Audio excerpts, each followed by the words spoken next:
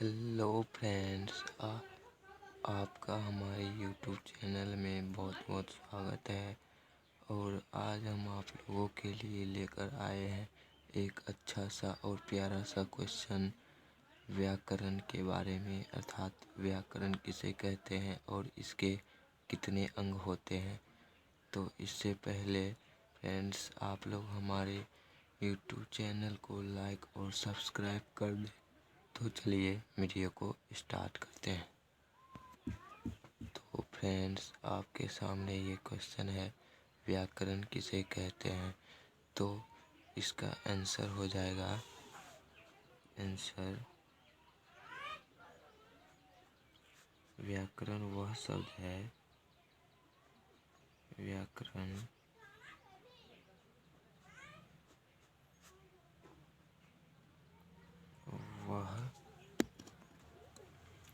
व्याकरण किसे कहते हैं। व्याकरण वह शब्द है जिसके नियमों के द्वारा हिंदी में शुद्ध शुद्ध पढ़ना, लिखना एवं समझना आ जाए, उसे व्याकरण कहते हैं।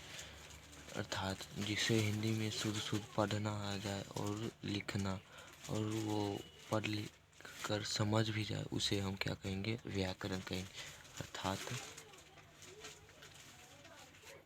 अर्थात व्याकरण भाषा के व्याकरण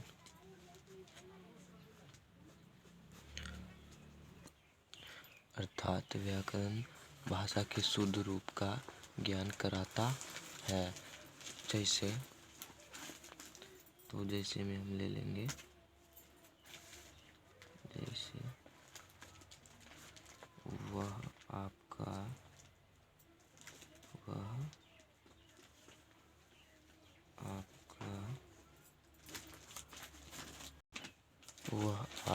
पुस्तक है, यानी वह आपका पुस्तक है, यह क्या है, अशुद्ध शब्द है। और हम दूसरा उदाहरण ले लेते हैं, जैसे कि वह आपकी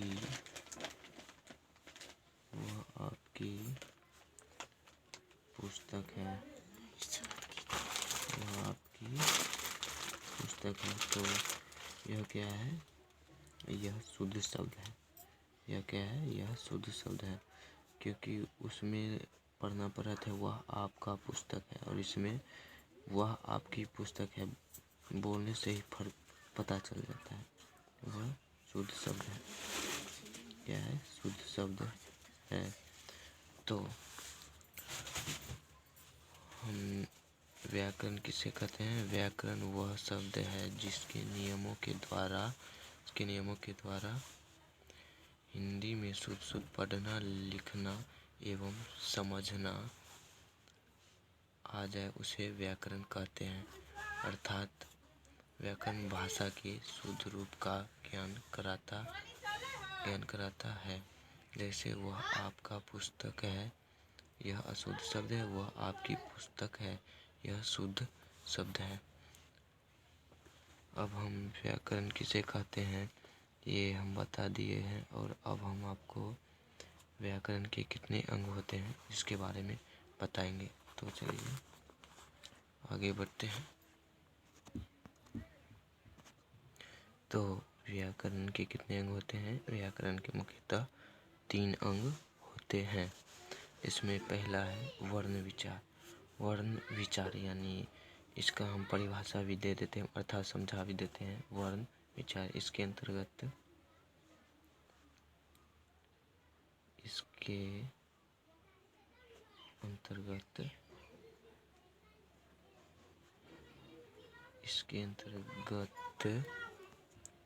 तो वर्ण विचार के अंतर्गत क्या आता है, इसके अंतर्गत वर्णों के बारे में विचार किया जाता है।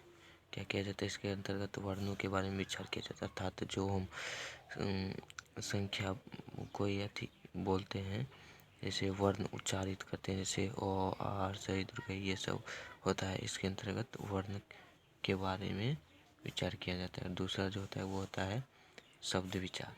क्या होता है, शब्द विचार। तो इसके अंतर्गत क्या होगा, इसके अंतर्गत शब्दों के बारे में विचार किया जाता है। तो शब्द विचार के अंतर्गत शब्दों के बारे में विचार किया जाता है। शब्दों के बारे में विचार किया जाता है। और तीसरा जो होता है, तीसरा अंग जो होता है वो होता है वाक्य विचार। क्या होता है? वाक्य विचार। वाक्य विचार। तो इसके अंतर्गत क्या होगा? इसके अंतर्गत वाक्य के विषय। तो तीसरा जो है वो है वाक्य विचार। तो वाक्य विचार के अंतर्गत, इसके अंतर्गत वाक्य के विषय में विचार किया जाता है। इसके अंतर्गत वाक्य के विषय में विचार किया जाता है।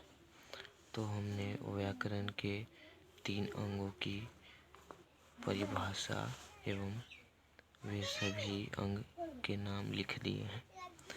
और